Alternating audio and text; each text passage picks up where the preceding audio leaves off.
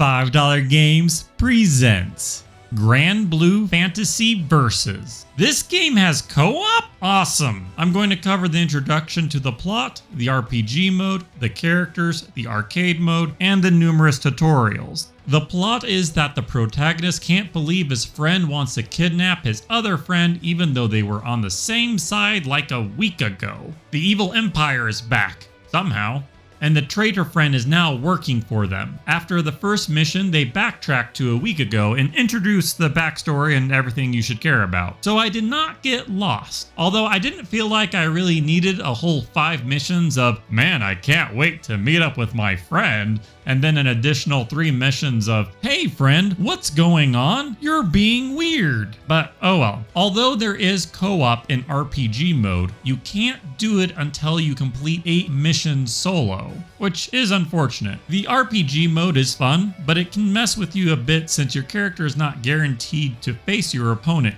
Characters and weapons have levels that are capped, but those can be raised through various means. There's a shop, crafting, and loot box system, but it's all essentially get currency from missions and turn them in their respective locations. Weapons have an elemental affinity, but all that means is that they can do additional damage against certain enemies. The playable non-DLC characters are the following, and mind you, this comes from a non-fighting game guru. Gran. He has a little bit of swordplay, likes to charge in and kick people in the face. He felt like he had a lot of openings for someone who doesn't know how to play the game. Catalina has a shield, projectiles, a dash attack, felt like the simplest character. Charlotta, obviously short, a lot of spin attacks, and has a counter. Made me feel like I was annoying when I played her.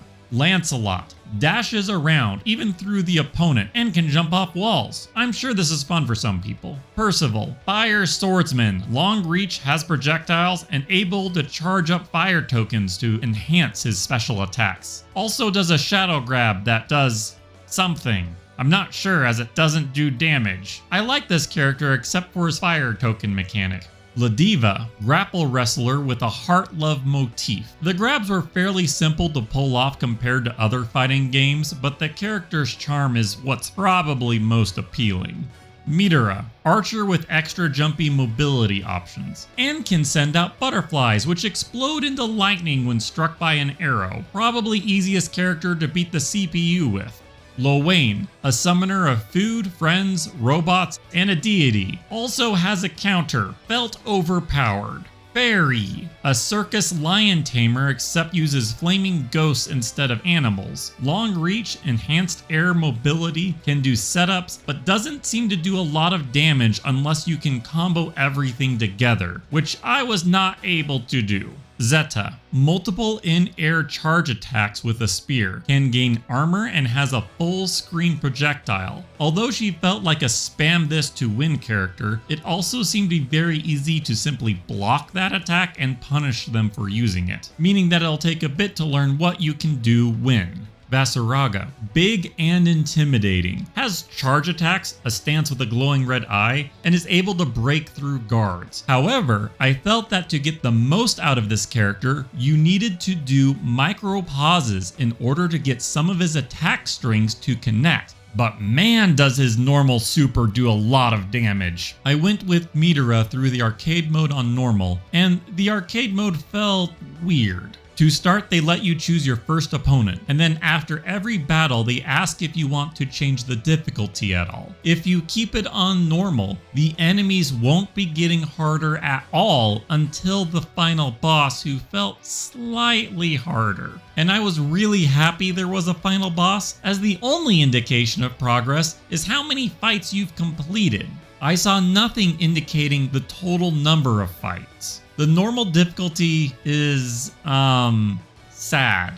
It's a sad difficulty. The tutorial in the RPG mode is great. Teaches you combos, the mechanics, and you can immediately jump in and enjoy it. No real complaints. Mission training mode is your standard fighting game tutorial mode. It's divided into basic missions, skill practices, combo practice, and matchup. Basic missions start with a hold back to block. Good job! Ready to do that again 4 more times? Try throwing your opponent.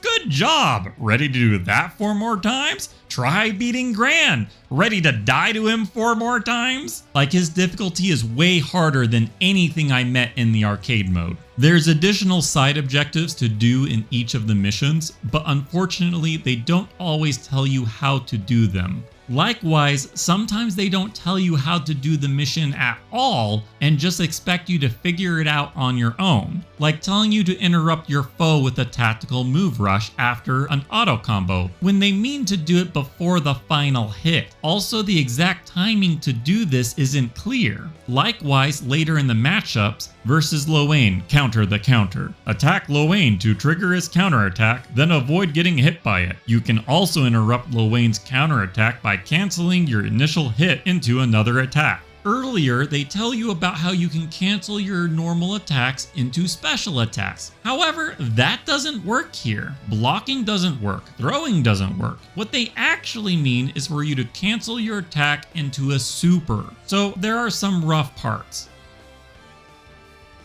Skill practice is great. It gives you a taste of each character and is what I recommend going to first when trying to figure out what character you want to play, assuming you don't jump straight into RPG mode. The combo practice is great. This is where I found that if you mash the buttons for the next attack, I found that it frequently doesn't come out at the right time. This felt especially true for Vasaraga. Luckily, there's a preview option on all of the combos to see what the actual timing is. Matchups are not great. Most of them were block the attack and counter with a light attack. The better ones were block all of Lowain's pyramid attacks or get past Midoriya's billions of arrows, as they felt like what a new person would like help getting past. Too bad there wasn't one for blocking all of Lowain's deity attacks. Anyways, that's all of the gameplay stuff. I ran into a small bug of the game not recognizing that my monitor could do 4K. It didn't keep my display settings either the first time I changed them. And then the second time I went in, I changed them a couple times in a row, and suddenly the option for doing 4K appeared and it worked fine after that.